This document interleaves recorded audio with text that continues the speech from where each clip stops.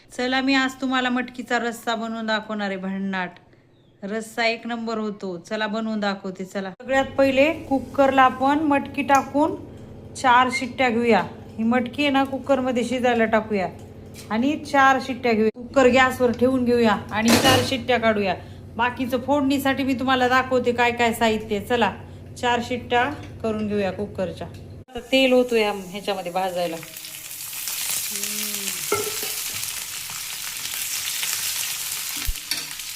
ह्याच्यामध्ये आता खडा मसाला टाकूया. कच्चे मसाले नसतात का, धने थोडे, कढीपत्ता.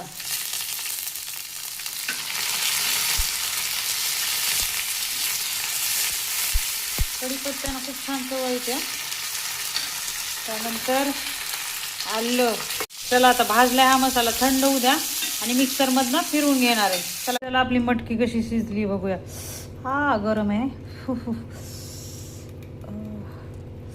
हे बघा एकदम अशी मऊ शिजली.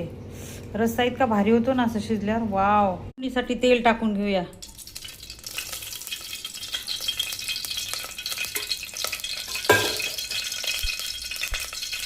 जिरे टाकूया त्यात.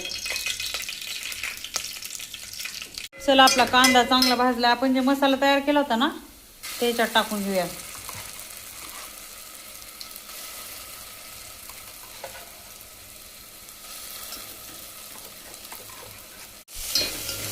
चला ह्याच्यामध्ये आता हळद टाकून घेऊया.